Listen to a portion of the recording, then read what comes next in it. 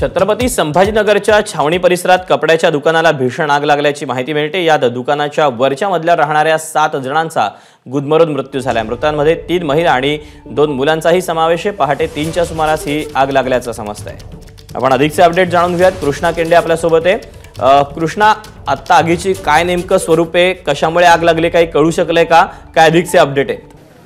शहरातील छावणी भागामध्ये दाना बाजार परिसरातील एक कपड्याचं दुकान होतं, टेलरिंगचं दुकान होतं आणि त्याला पहाटे साधारणपणे 4:45च्या दरम्यान आग लागली आणि या आगीमध्ये म्हणजे तर खरं तर ही आग आपण पाहतोय की ह्या दुकानाला लागलेली आहे। मात्र यावरती काही कुटुंब या ठिकाणी राहत होते। या वरच्या मजल्यावरती हे 3 मजली या ठिकाणी घर आहे आणि 3 मजली घरामध्ये काही कुटुंब राहत होते। त्यातल्या 7 जणांचा दुर्दैवी गुदमरून मृत्यू झालेला आहे। त्याचं कारण असं आहे की जे वरती लोक राहत होते त्यांना येण्यासाठी या दुकानामधूनच या ठिकाणी रस्ता होता आणि त्यामुळे अचानक धूर मोठ्या प्रमाणावरती वर या बिल्डिंगमध्ये गेला आणि त्यामुळे त्यांचा गुदमरून मृत्यू झालेला आहे। आपल्यासोबत त्यांचे शेजारी राहणारे देखील व्यक्ती आहेत। आपण त्यांच्याकडनं जाणून घेऊयात की नेमकी घटना कधी आणि किती वाजता घडली। जवळपास 3:30 वाजताच्या दरम्यान आतमध्ये ब्लास्ट झाला काहीतरी।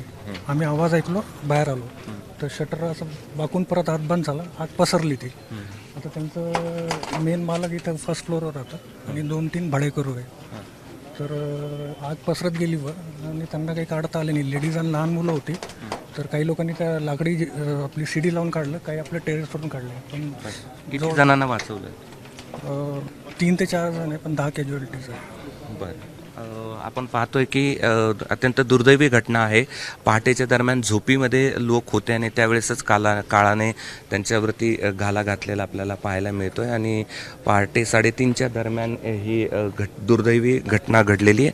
आणि आत्ता जी माहिती आहे त्यानुसार या घटनेमध्ये 7 जणांचा मृत्यू झालेला आहे। त्यामध्ये लहान मुलांचा देखील समावेश आहे आणि अग्निशामक दलाने आत्ता पूर्णपणे आगीवरती नियंत्रण मिळवलेलं आहे। मात्र आग नेमकी का लागली, शॉर्ट सर्किट झाले की आणखी दुसरं काही घडलं की हे तपासाचा भाग आहे। मात्र दुर्दैवी घटनेमध्ये 7 लोकांचा या ठिकाणी आत्ता तरी मृत्यू झाल्याची या ठिकाणी माहिती मिळते आहे आणि आत्ता पोलीस आयुक्त यांनी देखील घटनास्थळाला भेट दिलेली आहे। अग्निशामक दलांनी शर्थीचे प्रयत्न केले मात्र त्यांना 7 जणांना वाचवण्यात यश आलेलं नाही। कॅमेरामन बाळासाहेब पाचवणेसह मी कृष्णा केंडे, ABP माझा, छत्रपती संभाजीनगर। सर, काय सांगाल तुम्ही? दुर्दैवी घटना होती, 7 जणांचा मृत्यू झाला। खूपच दुर्दैवी घटना आहे। रात्री झोपल्यानंतर सकाळी पूर्ण फॅमिली असा जाळून त्यांचा मृत्यू होणं म्हणजे आपण कोणाला विश्वासही बसणार नाही। मी हॉस्पिटलला जाऊन आलो आणि 2 लहान मुले आहे, त्याच्यामध्ये मृतापैकी महिला आहे, पुरुष आहे, असा कुल 7 लोक मेलेले आहे। माझ्याकडे जे तक्रार लोकांनी केलेली आहे ते फायर ब्रिगेडच्या संदर्भात केलेली आहे।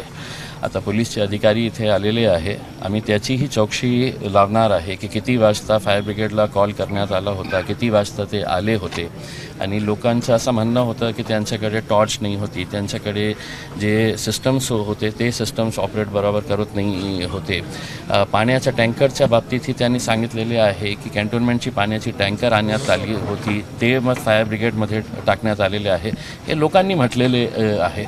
मी म्युन्सिपल कमिशनरला आणि पोलिसांनाही हे सांगणार आहे की काही चुकत असेल फायर ब्रिगेडकडून ज्याच्यामुळे जीव वाचवता आले नाही तर त्याच्या बाबतीतही आम्ही चौकशी लावायला सांगणार आहे आणि जे दोषी असतील त्यांच्यावर कडक कारवाई करण्यात येईल।